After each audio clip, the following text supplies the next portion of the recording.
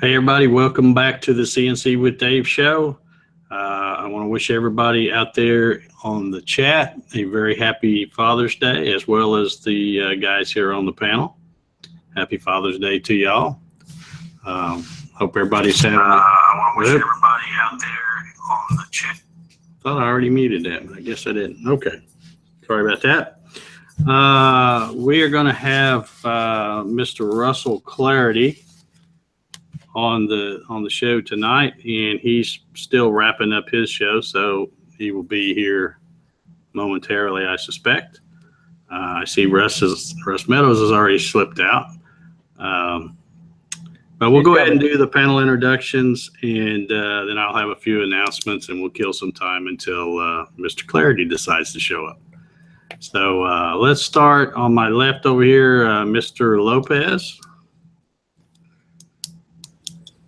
Hi guys, Juan Lopez here. You can find me on YouTube, Facebook, and Instagram under G-Code One Design. Thanks for having me, Dave.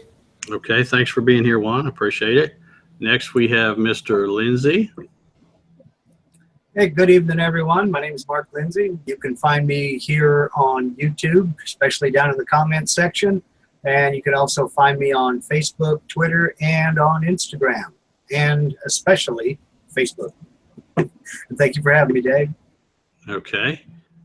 Next, all the way from New Zealand, we have Mr. Pasquello. Oh, good evening, everyone. It's Peter Pasquello here. You can find me on Facebook, YouTube, and probably other things as well, under the name of CNC Nuts. Thanks for having me, Dave. Thank you for joining us tonight, Peter. We appreciate it. Next, we've got Mr. Meadows. Hey everybody, Russ Meadows from Rusty Nails Woodshop. You can find me on Facebook, Instagram, just a smidgen of YouTube. And if you can't find me there, I'm sorry. I don't know where you are. All right. Thanks for being here tonight, Russ.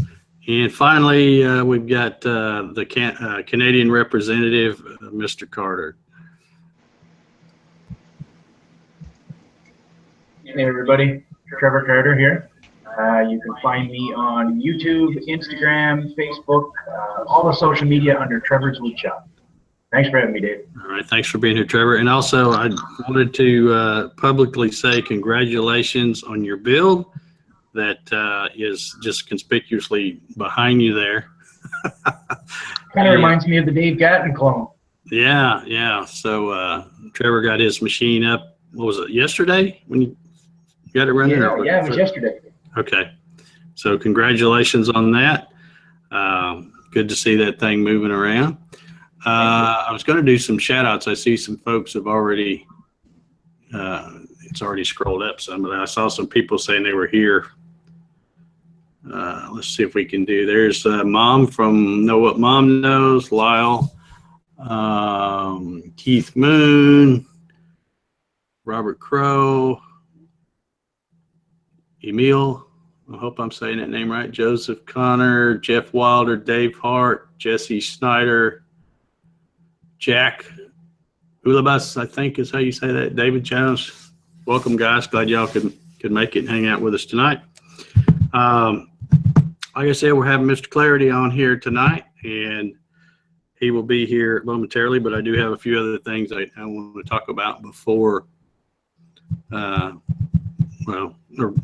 before we get started talking to him. You know, we've been talking about, I think the last couple of shows, we've talked about the next meetup. We're thinking about Nashville, Tennessee. And I think it's fairly safe to say the date is probably going to be September 30th. That's not locked in stone just yet, but that's kind of the date we're shooting for.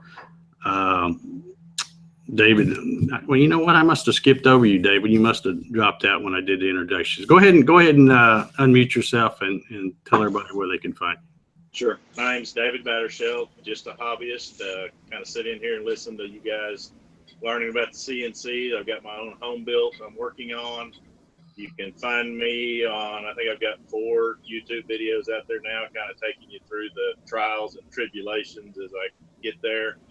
hopefully within the next couple of weeks or so, I'll get a good rolling chassis with all the axes doing what they're supposed to do. But just a hobbyist, and thanks for inviting me, Dave. I appreciate it. Okay. Thank you for being here tonight, David. And I just wanted to mention too, thank you for your help, because David has been helping me try to work on this Nashville meetup thing. But like I said, folks, it looks like the date is, if you want to plan around September 30th. That's a Saturday. I'm pretty sure that's going to be the final date. We just have to secure a location, find something that's can accommodate us, and somebody that doesn't want an arm and a leg for letting some CNC guys hang out and shoot the bull for a few hours. So we're still working on that.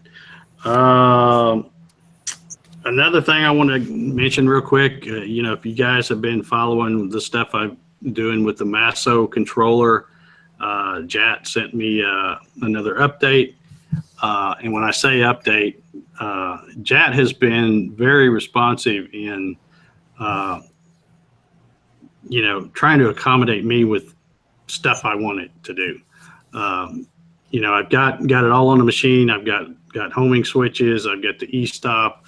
And now that I've got all that stuff on there where I can kind of just start playing around and running the machine, as I run it, I see little things that I'm like, well, I'd rather have it like this. And I've mentioned those to Jat, and he gets right on it and just sent me an update. There's still some things that, he's going to have to work on. But like I said, I really appreciate Jat, for one, giving me the opportunity to run that Masso and learn about it. And also, the way he's, receptive to making some changes to make it work like I think it ought to work anyway. So thank you, Matt, or Jat. I don't know if you're watching. You might be watching out there. I don't know. Let's see, what else did I have? Okay, I want to talk about a couple other things, and then we'll get to Mr. Clary. I see he's joined us now. There's a couple of challenges going on, and I mentioned some stuff about a CNC challenge, and I don't think anybody got really overly excited about it. But there are a couple of challenges going on, or one going on right now, and there will be another one. And I'll let Russ talk about that here in a minute, but there's going to be another one going on the whole month of July. So here's what I would do. I would challenge all you CNC guys to take up that challenge. And for example, the one that's going on right now is Brian Gidney, the Summers Woodworking Birdhouse Challenge. I sent Brian a message, saying if you use a CNC for your birdhouse, is that okay? And he said, yep, you can use it. So I have already got something. I got it up here. I haven't put it on the computer or anything yet, but I have some plans for a birdhouse entry. And well, like I said, we'll let Mr. Claridy talk about the Whirligig Wars. But if you're able to use a CNC with that, and he's shaking his head, yeah, I plan on trying to make an entry for that as well. So I would challenge all you guys out there with a CNC that want to get involved in a challenge, get involved with these. And like I said, the Birdhouse Challenge is the one going on currently. It ends July 1st. And Brian, according to this video, he's going to announce the winners July 4th. So get out there and see what kind of birdhouse you can design and make. Let's see, is that everything I had? Oh, just one other thing I wanted to mention too. I keep at the beginning of every show, I talk about Tim over at Dumpster CNC.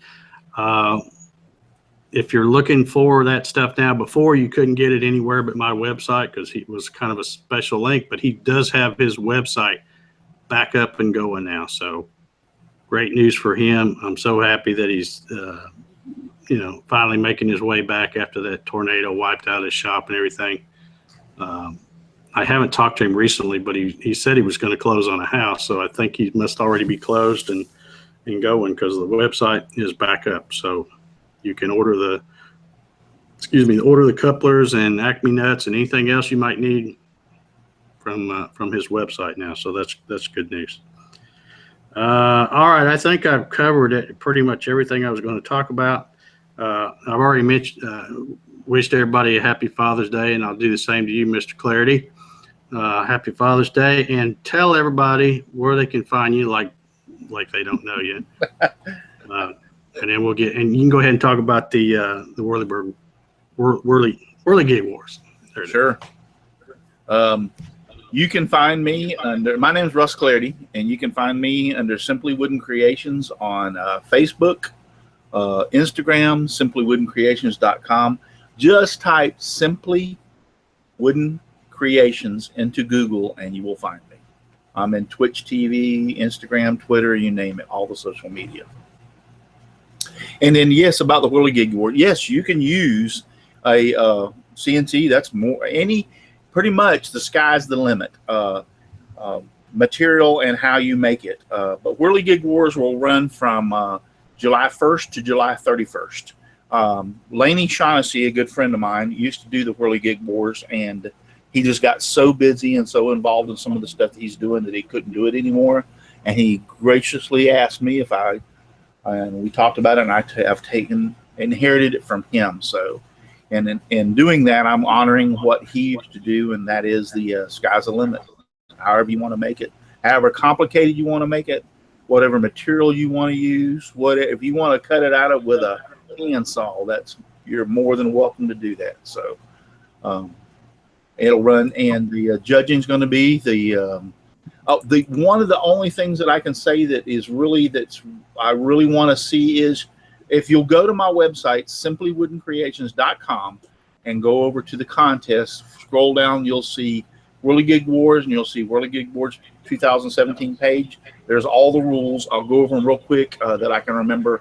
I want a 2-minute video, and I want it to be moved by wind, and it must be in action. In other words, the wind vane on the back must turn. Whatever movement you have must work by wind. If all else fails, you can use a fan, but I really want to see it with the natural wind as the airflow movement. A 2-minute video sent to me. Like I said, all that stuff, information.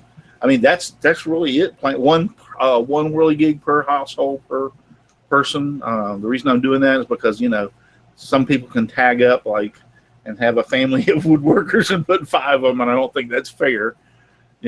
So yeah, I was checking out your website earlier this evening, and I didn't see anything that said you couldn't use a CNC, but no. I wanted to check with you before I threw out the challenge to everybody watching here. No, but yeah, I was relieved because I was thinking that the two challenges were going to overlap a little, but of course Brian's is ending pretty quick here, is ending the 1st, I think.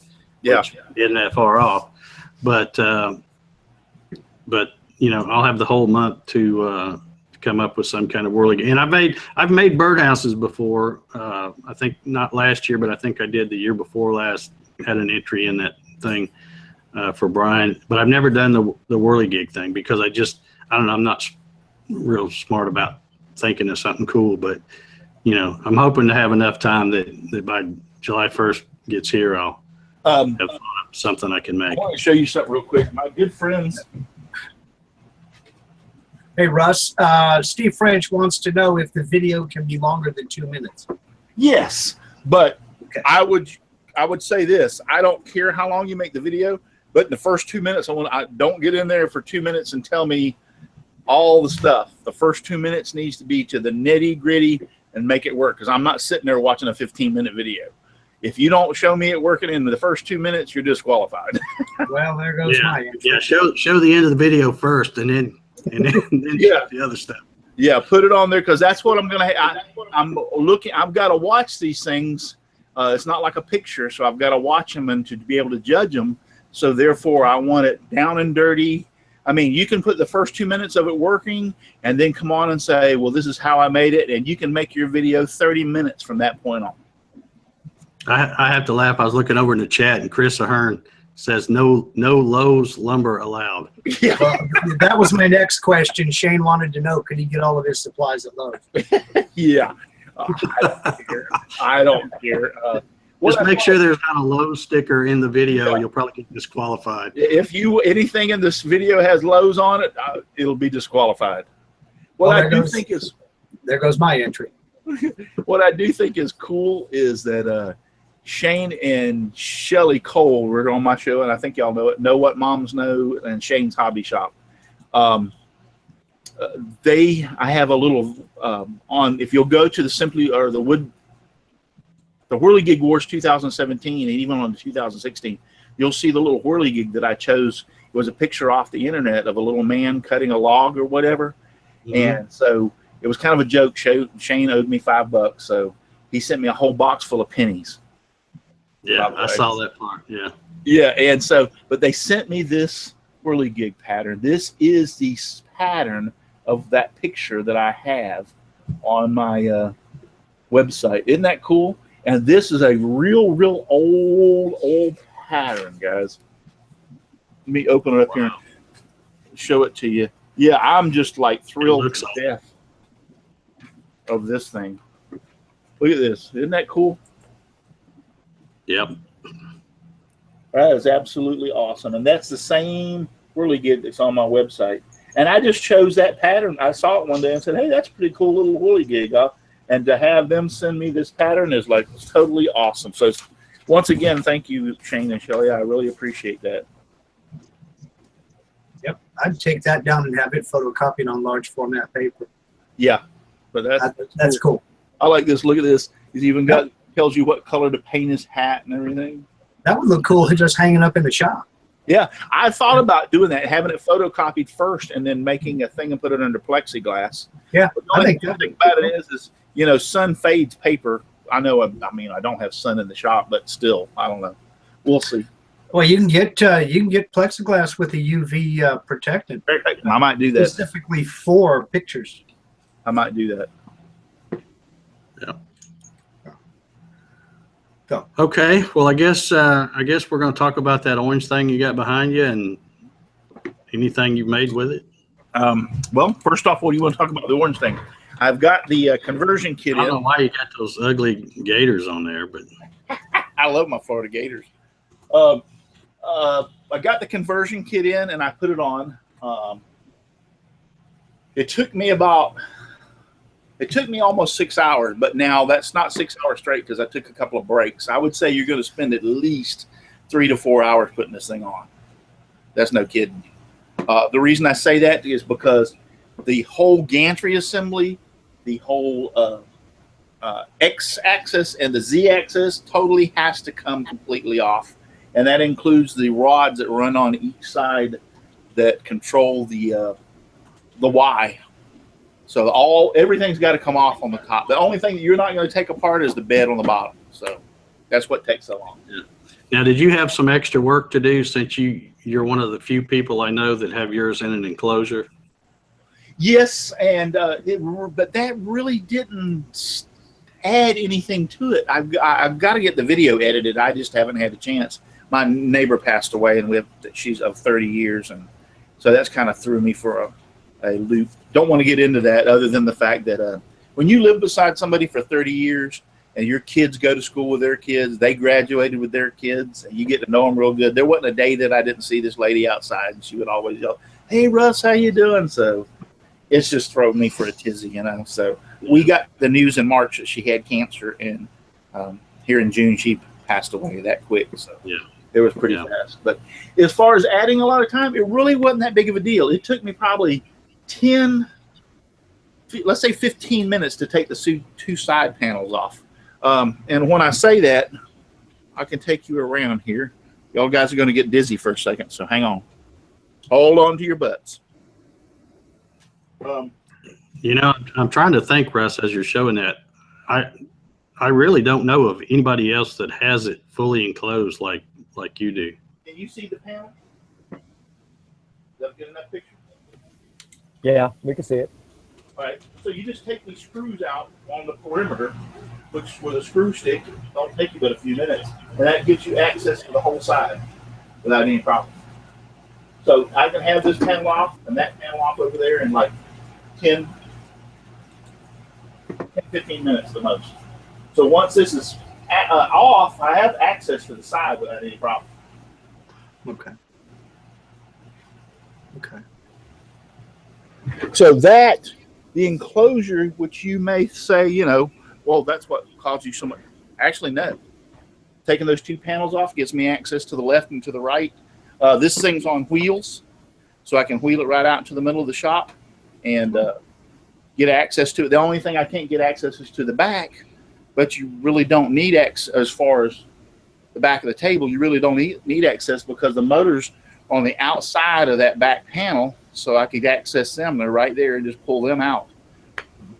So the 15 minutes of the enclosure, let's say 15 to take it off and 15 to put them back on. Okay. Okay. So overall, in general, how do you like having that enclosure on there? I love it. Just in normal use. I love it. I you know, all y'all got these little boots and these brushes things that run around and do that, and that's great. But I like being able to watch it. And so, yeah, I like to. I mean, I don't sit here and watch the whole thing all the time, but I like to be able to stand there and watch it cutting. And so this allows me to watch it. And not only that, because I'm using that big porta-cable router, that sucker's loud. This thing cuts the decibels down to over half. I mean, you can stand here in front of this cage and have a conversation. You could not do that with this thing running. For instance, I don't know if you can hear it.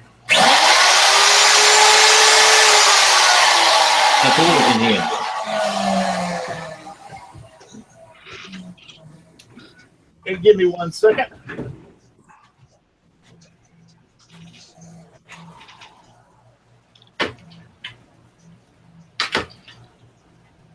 I got to turn it on. Yeah, I was wondering how you're going to do that. I can't even tell it's running.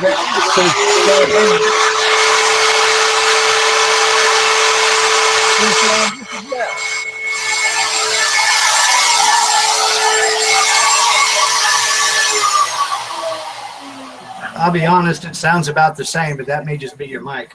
Well, I guess, yeah, it could be. The mic's very good, but it does cut it down big time. Yeah. That and the dust. When I first put this thing together, oh my God, I fired it off and cut a project and there was dust all over the shop. I'm going like, oh, no, this ain't going to work.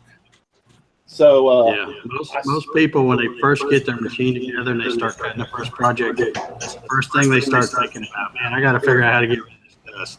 Oh, I had dust in this shop has never had this much dust in it in its entire life. I mean, I stole saw in this thing and it don't create the dust this thing does. So, but I wanted to enclose it. Now there is a 12, that big black hole you see in the back is a 12-inch diameter air conditioning tube. And that hooks to a 3.5-ton squirrel cage for an air conditioner. And it sucks all the air out of this thing. And throws it at the outside of my shop. It's just dust, so it just slings it out there. And the first good wind or whatever blows it away, so no big deal. But that's what is the dust collection for this. It sucks so much air that I literally have to either open the windows or open a door because it won't. The shop is so sealed, there's not enough air movement for it to move the dust. I have to open a window or open a door to get the air movement for it to flow. That's how big of it. Yeah. Mm-hmm. And you're able to keep that enclosure closed. It sucks enough through. You have relief holes in there or something? Or? Yes, I have holes underneath. I have the door at the top is has a 1.5 inch crack all the way down it. This all underneath the bottom is all open. It actually sucks from the door, from the top and the bottom of the door to the back. Okay. Everything else is sealed. And that sounds like this.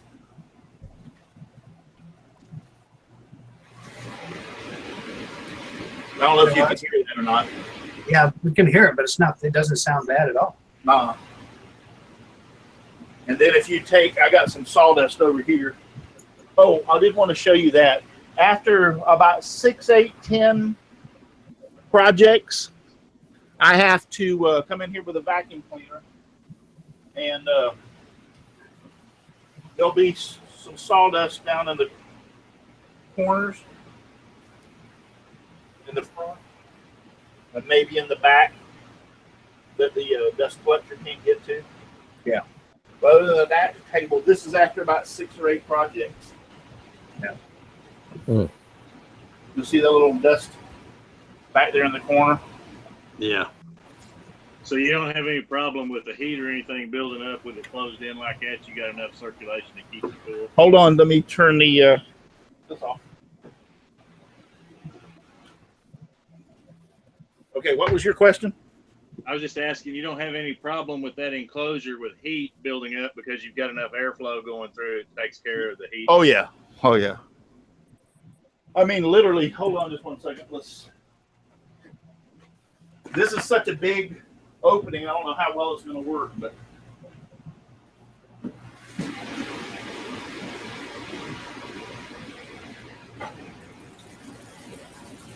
can y'all see that?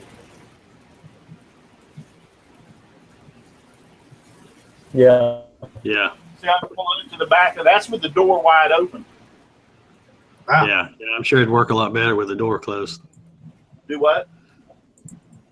I said I'm sure it'd work a whole lot better with that door closed. Right, yeah. Well, I dropped all that, and it still none of it landed in the front. It all went about 6, 8 inches back into it. It pulled it back in there. Wow. So yeah, that works perfect. I don't have any problem with it overheating in any way, shape, or form. The spring in the back over here keeps the cables up out of the way when it's moving back and forth, so they don't get in. And I don't need the track like a lot of people use, because I just have that spring back there holding it up. The double gantry is awesome. I used to have some play in this. Whenever I would take my finger and lift, you would see it kind of like move up and down a little bit. But Dave warned me when I first got this that this was not designed for a big router like this. And then you can see this huge block of aluminum that was adding weight to the front of it also. And it did take its toll over a period of time. It kind of like started to weaken up. But since I've added this, it's like, holy mackerel. It's like all the difference in the world. The only thing that I basically used off of the old is this front little box up here. Because all this back here is new. The two front and back assemblies are new. The right and the left arms are new. So Yeah, it really makes it a lot easier for me now that I finally made that change, because now all 3 size machines are exactly the same.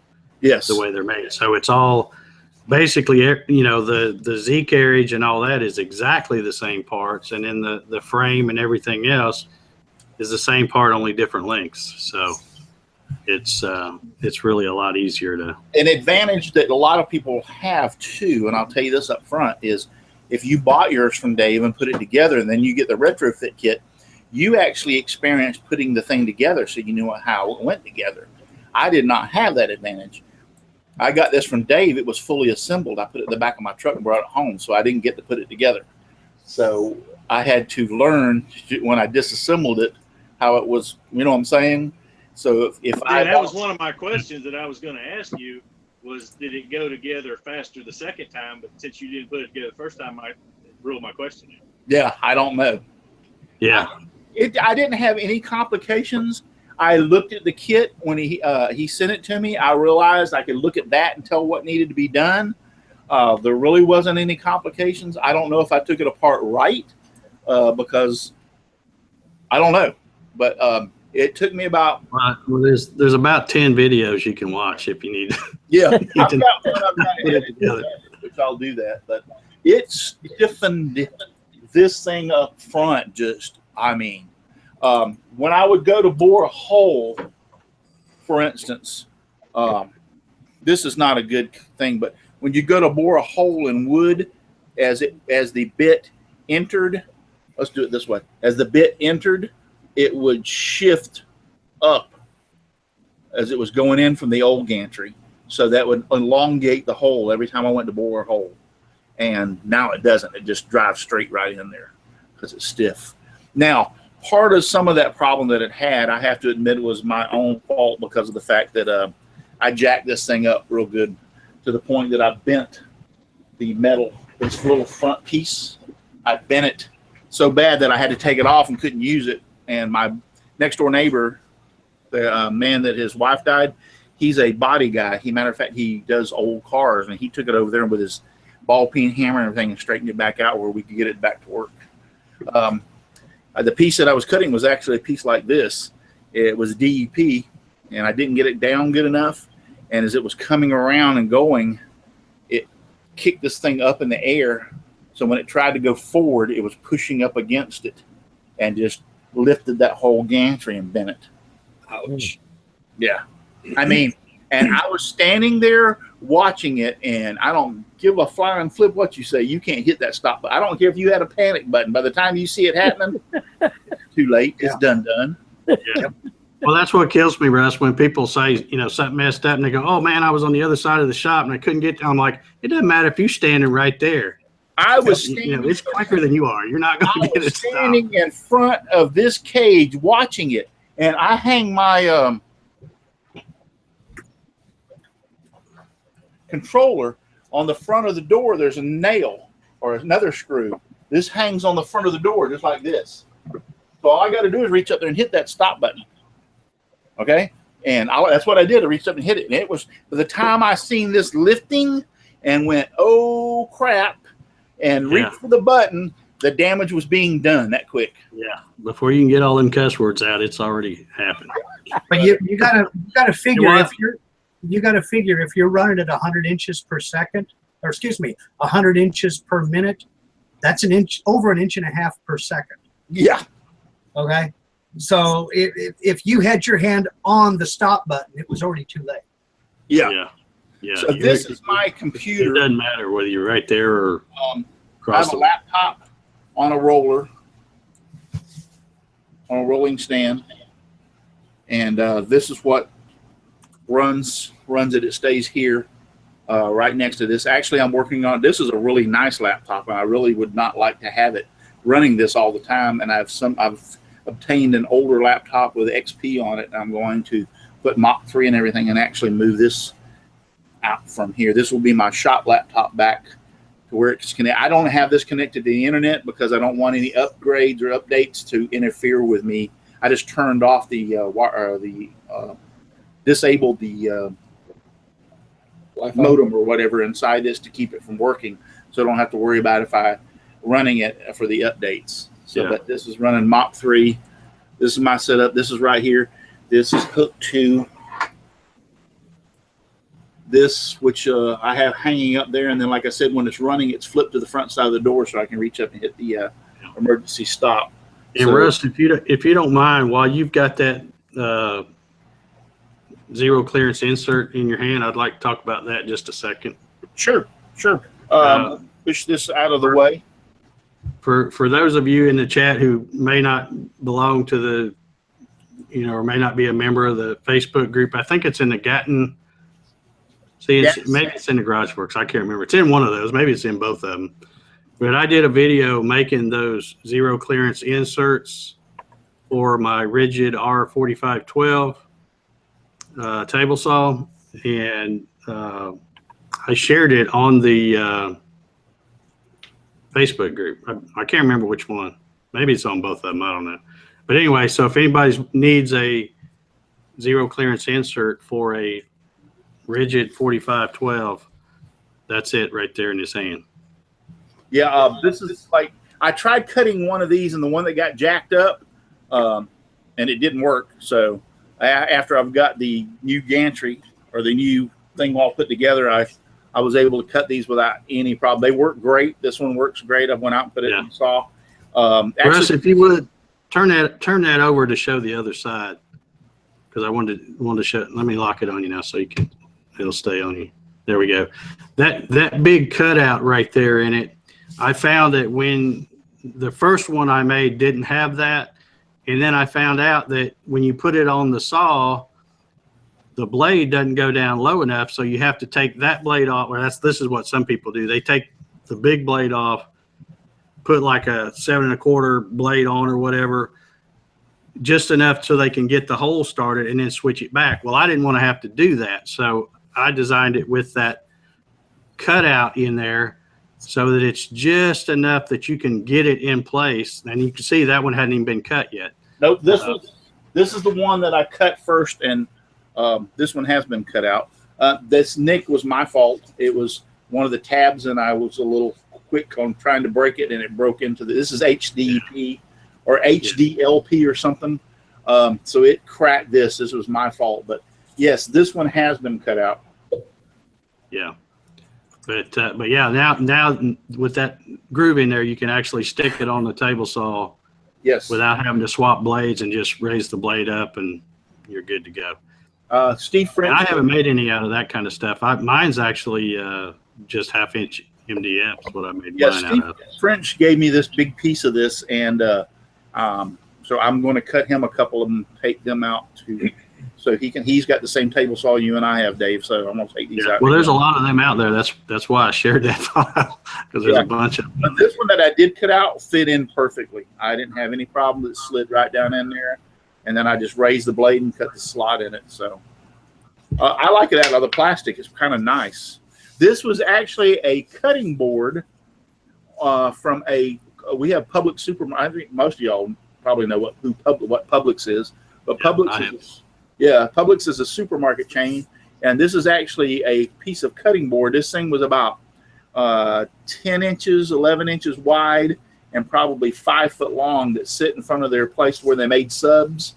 So they use this to cut the sub sandwiches up and everything. And so he got it from a friend of his. You can see it's kind of like got the knife mark. Well, probably from the back you can see it better. It's got like the knife marks on it from them cutting subs. Yeah, that's any grocery store. Publix, I got a Publix right down the road for me, but that's a good source for HDPE if you need it in a hurry and can't wait from McMaster or someplace like that, because it's basically the same stuff. You just buy a cutting board and take it home and chop it up. So these are projects that I have done. Okay, got a couple questions for you there, Russ. Sure. Okay, Lyle Foyt wants to know how hard is it to clamp material on the back side of your table? He works from the side a lot on his CNC, and just wondered how hard you found it to clamp stuff down back there. Like to reach the backside? Yeah, when you go to clamp material, a big piece of material towards the back. Not hard at all, because this is only this is the 24 by 36, so I can reach all the way to the back without any problem. Okay. Yeah, I don't have any problem reaching back there.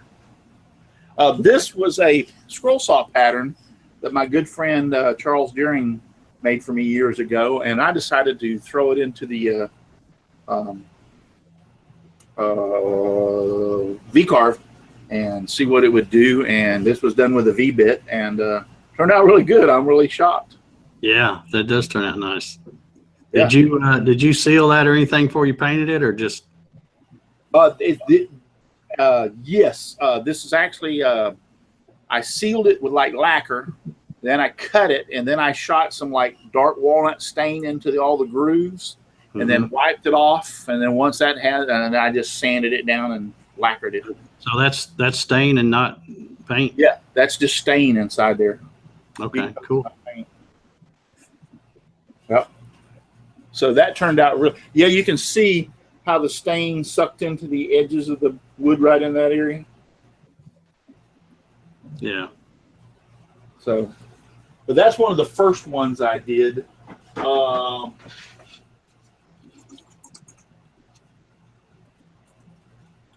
That one. Mm-hmm.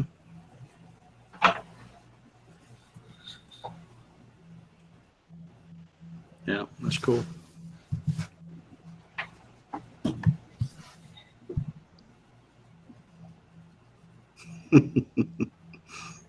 Yeah, notice how I did the cut one. That turned out perfect. I'm talking about. Yeah. I like that. Once. Yeah. This was one of my first attempts of actually, how do you want to say it, where it went down in, and then I made like 3-dimensional, that tape measures like 3-dimensional, and the saw blade. Mhm.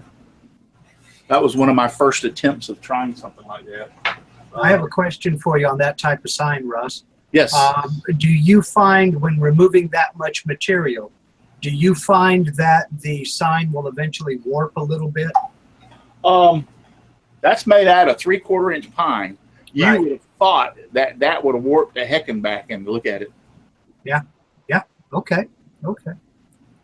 It's stabilized. I mean, this is just shot with regular lacquer. Actually, the back is naked. It didn't even shot with lacquer. I just shot the front. And Okay. this has been toted around. I have a board that I actually had to unscrew these off of when I do a lot of some of my demos and stuff. I have a board that I put some of this stuff on to show what I've made. And this has been strapped to that board with one screw holding it on. And there's the screw hole. And it hasn't warped yet. Yeah. Do you have a keyhole bit? Yes. Yes. Right. I do. I don't even think none of these have it on it because I haven't needed it for these. But yes, I have a keyhole bit. This is another one I did. Yep. I like this. This one, I sold a bunch of these. There's like 3 different ones. I sold a bunch of these at Halloween. Yeah, that's pretty cool. Yeah, there's like 3 different ones of them. And this is. Yeah.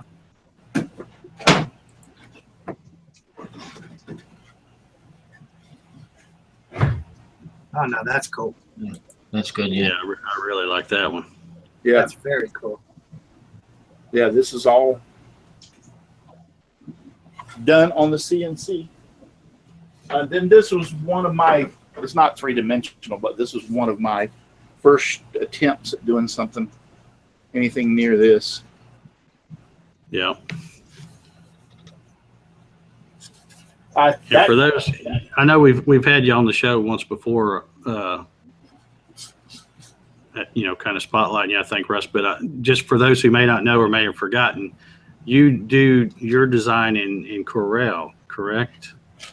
yes, I design in Corel Draw, and then I export it as a DXF. Corel Draw will export it as a DXF. Then I take it over to VCarve and import it and go from there. Mm-hmm. I have also found that if you export it, actually I've had some problems with DXF files, and I don't know what it is and why. Sometimes with exporting them over into VCarve, there'll be like some vectors or something that weren't together, and I'll get that message that there's unopened or there's open vectors and blah, blah, blah. So I've tried an experiment and started exporting them as PNGs and taking them over into VCarve, and then have VCarve trace the pattern. And you know what? They work just as good, and that I don't have that error that I get sometimes. So, and I've matched the pattern. I've cut it both ways, matched the pattern, and you can't tell the difference. So, Yeah. most of my Sometimes you just have to learn those little tricks that, it may be an extra step, but if it saves having to close up the vectors and and I'm stuff not like sure. that. I do all kind of drawing, so I'm not sure what I'm doing wrong. It's I've checked it 2 or 3 times, and I'm not sure what I'm doing wrong in it. But sometimes when I could do a file and create it or convert it over to a DXF, and it goes over it, it'll come back and say, "Oh, you have like 37 open vectors in this one," and I'm going like, "Wow, really?" I don't know why. I know a fellow who did a video about that. But Yeah, I know you I was did. going to say that too. I know a guy that does a lot of VCarve videos. Yeah, but when I studied it, I couldn't figure out what I was doing wrong in Corel to stop that, because I'm not leaving open vectors in Corel. You can ask it, are there any open vectors? That somehow in the conversion it was doing it, and that's Russ, what I said. that's part of it being they're gonna be open vectors. Yeah, that's They're what I going kind of to be figured. open vectors. And so that's when I went, well, let's export this. And I tried a GIF, I tried a JPEG, and then I tried the PNG. The PNG is the best. Yeah. It had the most detail, and hands down, when I compared the PNG file with the DXF, I mean, I couldn't tell the difference between them. So I just started exporting as PNGs and just having VCarve trace it. Okay. Okay. Yeah. PNGs usually have much better resolution than a JPEG, bitmap, or GIF file. Yep. This was one of my other attempts at.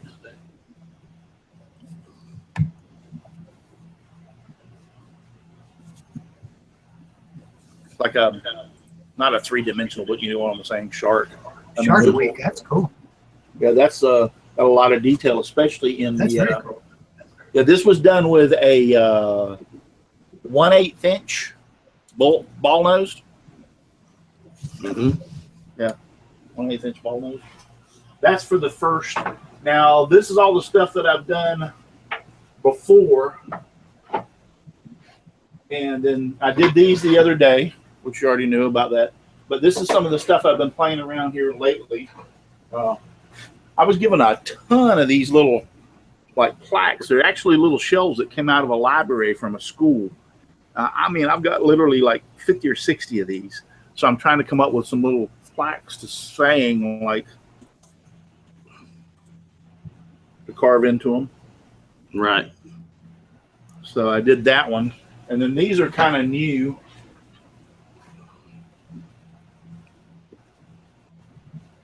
Cool. Yeah. Good. Very nice. Very nice. These are all, Yeah. these are all, I mean, I've done all the two, what do you call them, Dave? Inserts. The two inserts for my saw, and all these are brand spanking new and been cut since I have put the new conversion kit for the gantry. This was done with a new conversion kit. Now, Russ, I wanted to ask you something because I've never been to your shop. I hope to make it down there one day. But I saw, as I was watching your show earlier tonight, you know, you were doing your scroll saw demonstration, and then you kind of panned the camera around, and the CNC is pretty close to where, you know, what, a few feet from where your scroll saw is? Oh, yeah. My scroll saw sitting on the back side. Within, I can reach over and I'm touching my scroll saw right now. Okay. So I'm guessing then with that proximity, you can fire up the CNC and go scroll at the same time. And like you said, with the door closed on that thing, it's not that loud, and Yep. you're getting twice as many projects done. Yep. The only bad thing about it is you can forget running the AC. This sucks so much air through that the AC don't even work. But I will tell you this much. It's like cool in here when this thing's running because it's sucking so much air through. It's like a breeze, it's like a breeze in here. This shop is 20 foot wide, and it's like 32 foot long in here. So, but yeah, I didn't think about that thing sucking out all your AC.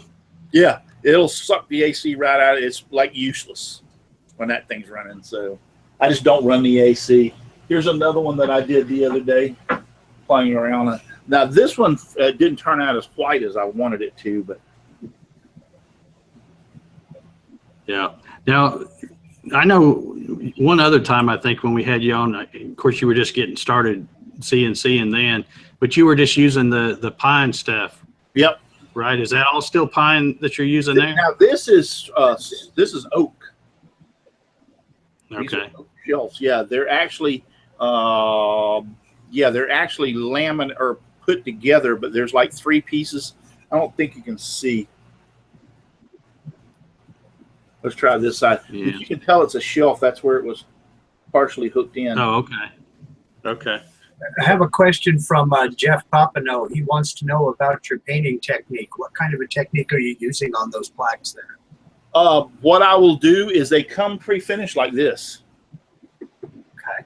So all I do is turn the CNC loose on them, and then after it gets through, I'll take white paint and fill in, put it all over the in the spaces, and then wipe it off as much as I can, and then I turn around and sand it. and get the rest of it off. Okay. You do like a 220 grit or something like that? Yeah, actually, I'm using a I think it's 400 grit.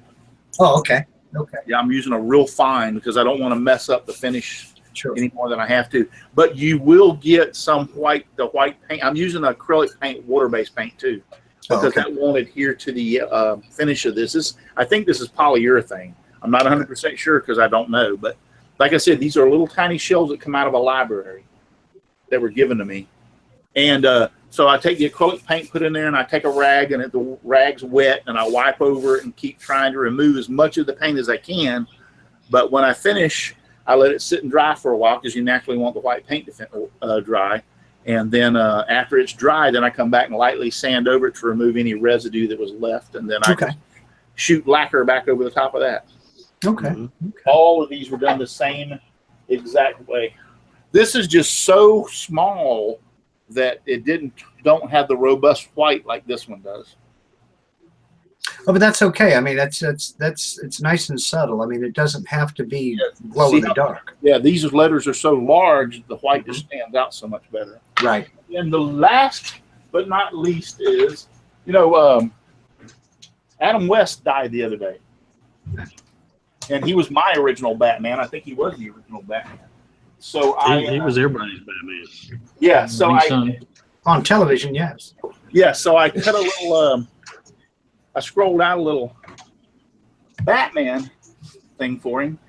This is the original logo of Batman. In a scroll saw, though, you have these little islands here that you have to make bridges across for the DB and then naturally for the A. So these parts of the letters won't fall out. And then his smile, so to speak, you have to join it. Otherwise, it'll fall off. So I went like, that's pretty cool. Let's take that one step further. What would it be like if I did it on a CNC? Cool. Yeah, pretty cool. Very cool. So I made the little Batman logo on my CNC. Very cool. And this is just pine once again. I do a lot of stuff in pine because I don't want to waste good material. I don't want to put a piece of nice cherry in there and then find out after it gets through 3/4 and I messed up and it wasn't right. I cut it in pine. And I do the same thing on the scroll saw.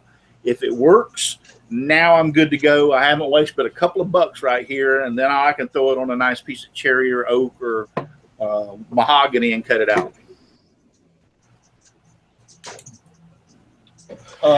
I use this are my these three. Let me get my leg out of the way. These three are my drawers for all my stuff for the CNC. I made these on the CNC, Simply Wooden Creations, and I keep all my bits in here. A little holder. Yeah, that's way too organized for me. Yeah, I'm telling you. You notice what's in here? The paper. You know what that's for, right, Dave? That looks like you've set the Z with it a few times. It's got the little rips on the edge. Yep, I got another piece in there. I keep paper in there to set the Z on it. Yeah. I got the wrenches for that. That one's empty. And then all my blocks for an extra for the tie downs are in this bottom drawer. And I've got them all different sizes, long ones, medium ones, short ones. And I love using these because if you use this and you mess up and you get the thing too close, guess what? It's a piece of wood. It just takes a little chunk out of it with a router bit. You don't tear up anything. Yeah. Yep. And I was admitting earlier before we went live too that even the nice aluminum clamps, it'll go right through them like nothing too. So. Yep, I got that one a little too close to the pattern one day. Yeah, but like I said, once again, this is a piece of wood. It just cuts it and keeps right on going. Doesn't even bother it. Right. I got a couple of comments on your bit holder there, Russ. You might have to do a video on how you made that. Okay, cool. But I made the drawer fronts, and then underneath here, let me see if I can back up, is wood storage. I keep all the wood underneath here, or Yeah. some wood underneath there. And then I'll take you to the side real quick. I've got to be able to move you around so that I can see the camera myself and what I'm showing you. Let me lock on myself. I think that might be the best way. Ah, cool.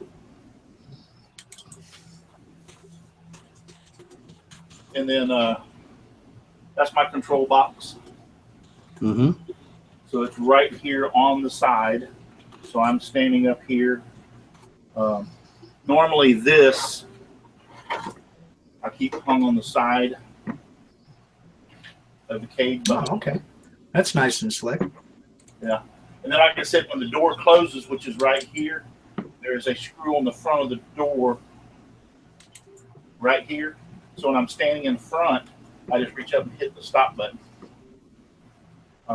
Then all my wires and cable, that's a runs all the power. Now you can see the big tube. Yeah. There's the squirrel cage motor. Yeah, that's a big one. Yeah. And then this is the back of the. Oh yeah, I see how you stop just short of the motors there. Yeah. So I can gain access. I just take these screws out anytime I need to. And you just ducted that straight outside. You didn't run it through a filter or anything. Nope, it goes straight out, right through the wall, out to the outside. Okay. Out to a flower bed.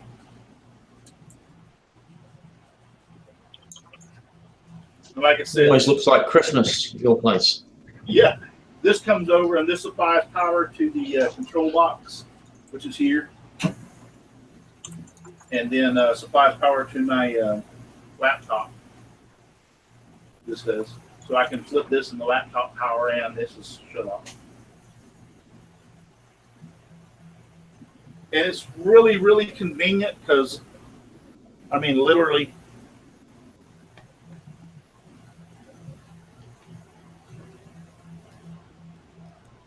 sorry about making it all.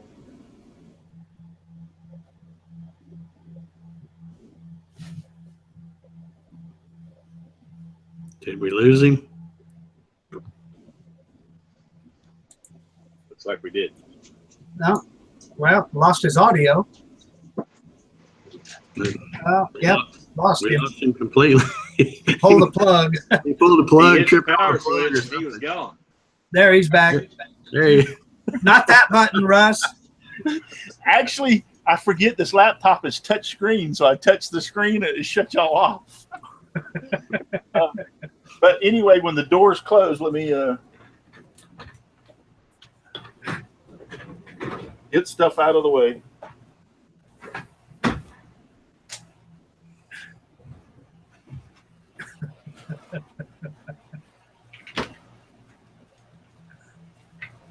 So when the doors close, that hangs right on the front of the door, so I can just hit the stop. And then I can reach the control panel. It's right here to control the box. And then normally,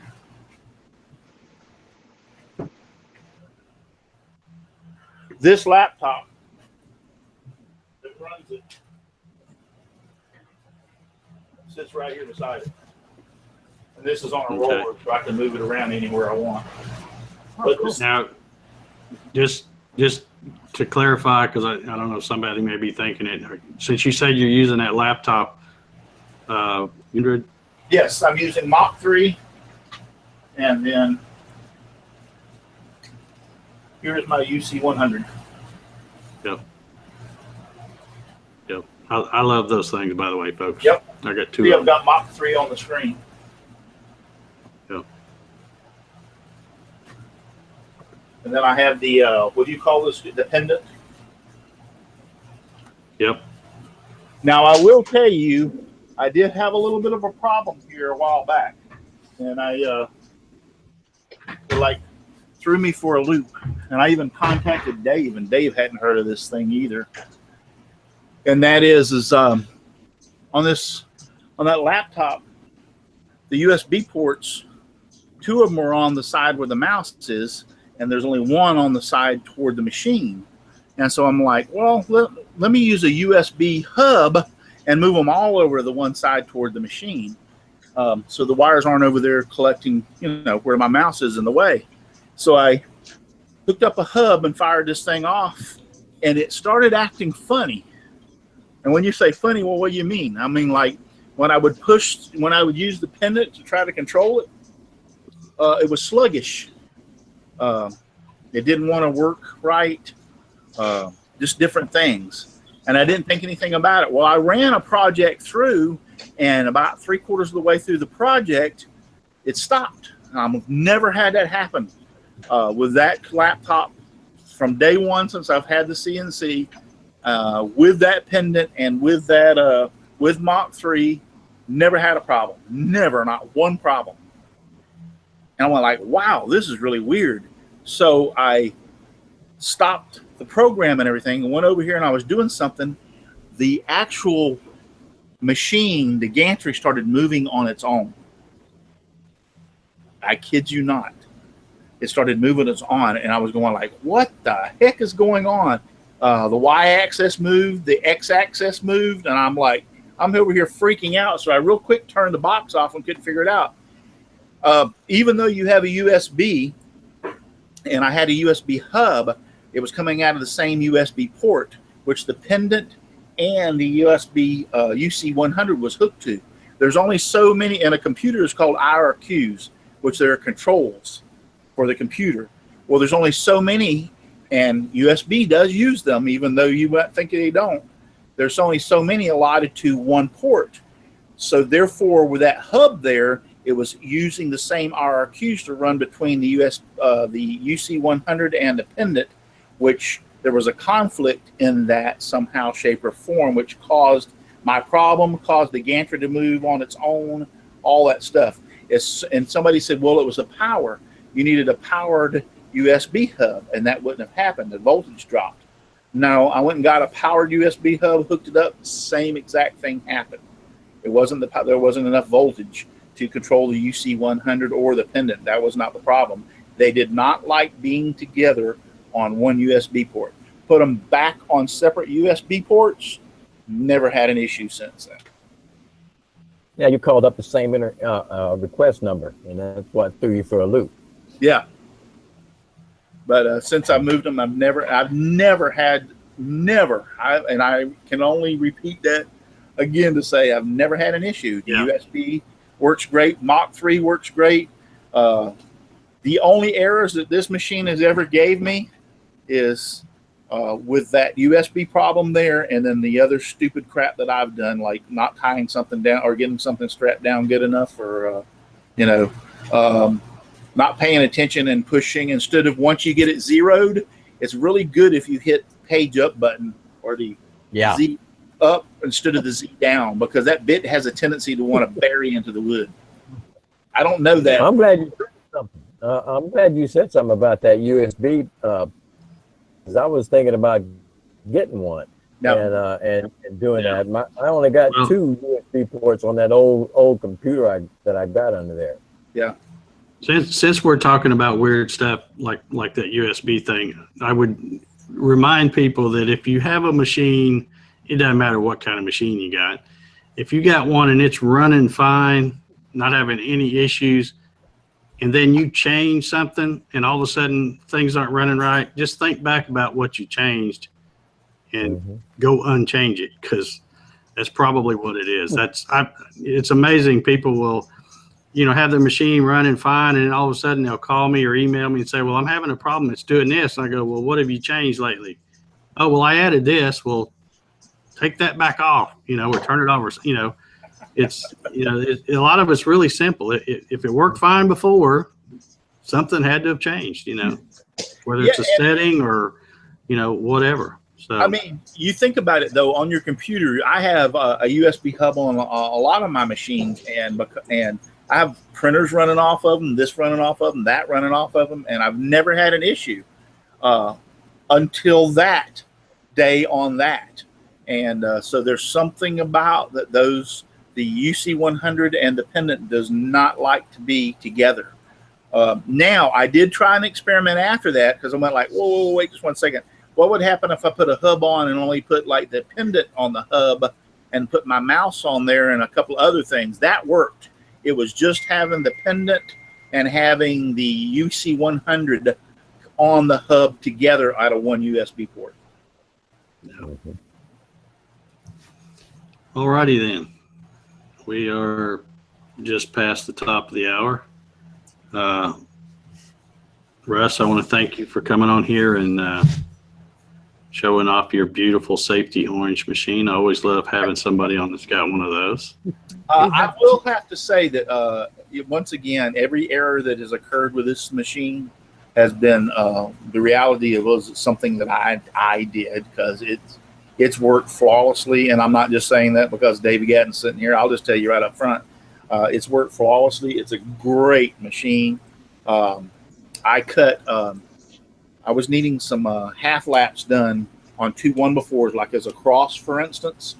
And you know how hard those are to get really, really accurate to make the wood fit really right. And, by using a table saw or anything. And I laid them in here because they were exactly about 2 foot long, and laid them in here and had this thing go through and do all the half laps for me and put them together. They were beautiful. I mean, fit just beautiful. You couldn't have got that fit, I don't think, on a table saw or anything else. They fit so nice. So, but yeah, it's a good machine. I would recommend it, highly recommend it. And I'm not just saying that. I've used it enough and cut enough now to know without a shadow of a doubt it's very accurate. And I've had no problems with it. Okay, before we go, I have 2 questions. Sure. Okay, one for Russell. Russell, Shelley wants to know, for your Batman project, are we as creators allowed to make stuff like the Batman, so long as we say we are not selling it? Yes, you can make this logo. That logo is copyrighted, but there's nothing wrong with me making. I made the pattern, and I cut it out, and this is for my own personal use. You can't give the pattern away. You could get in trouble for that. What they will do is you will get a letter from a lawyer called cease and desist order, and what they're going to tell you is, since you've been giving this logo out, how much damages have occurred to them because you gave away stuff for free. Right. So even giving it away is not a good idea. But if you want to make the pattern, you want to cut something out like this for your own personal use, there's nothing wrong with it. Nobody's going to bother you. I do it all the time. I make Florida Gator stuff for myself all the time. Colleges are notorious. They'll jump on you in a heartbeat, and so will Harley Davidson. Oh, they'll jump on you in a heartbeat. You put something out there with a Harley Davidson pattern on it. I don't care if it's free. They'll still jump on you in a heartbeat. The biggest are Disney, Harley Davidson, Yep. NFL, and college football team. Yes. Yeah, all 3 of those are the biggest. But like I said, I'm going to end up making this into a plaque and real nice, and then probably hanging it here in the shop before it's over. I didn't put the detail. That's one of the things I didn't do. This is just the same pattern over there. I want to put the detail of the smile in there in the original pattern when I do the next one that is nice. But yeah, I can make this for myself and hang it in my shop or hang it in my house, and there's no problem. Okay. Bob from Rockler says to tell you hi. Hi, Bob. He was there, Bob Giggy. Yeah, he works there at Rockler. He's a full-time employee there at Rockler, and so I saw him today, and he said he was going to watch the show tonight. And plus, I told him about Dave's show, so he's watching both shows. So, hi, Bob. All right. Hey, Bob. I have one question left for Dave, and that's from Random Audio Guy. He asked way back, how thick is the metal that you use on the gantry of the GarageWorX, Dave? Well, there's different thicknesses. The uprights are quarter plate. steel. The rails and the C channels are 16 gauge steel. And the Z axis, well, let's see, the front and rear plate are quarter plate. The top and the bottom plate are 11 gauge. And if you really want to know what it's made out of, I'd be happy to sell you one. There you go. This is one of the old uprights that I took off. You can see. Yeah. I know a lot of people, when they see those in videos and stuff, they go, man, those things look really flimsy, but it's not quarter plate aluminum. It's steel. This sucker is heavy, heavy, heavy. Let me tell you.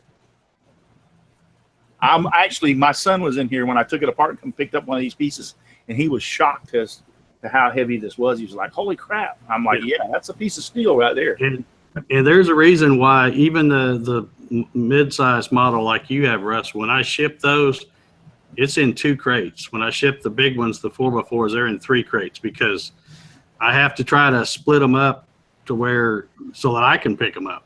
You know? But yeah, I try to keep them, the 2 bigger crates on the 4x4s are around 70 or 80 pounds each by the time I get done. But good stuff. All right. Well, thank you, Russ, for coming on here. I want to thank everybody on the panel. David Battershell, Juan Lopez, Mark Lindsay, Peter Pasuelo, Russ Meadows. I don't know where he went. He just disappeared. Russ Claridy, and of course, my Canada representative, Trevor Carter. Thank you guys for being here, and happy Father's Day again to all you guys. Happy Father's Day to everybody out there in the chat. Everybody have a good weekend. Be safe. And I guess we'll see y'all next week. Good night. Don't forget the community forum, y'all. Get over there and sign up. Don't forget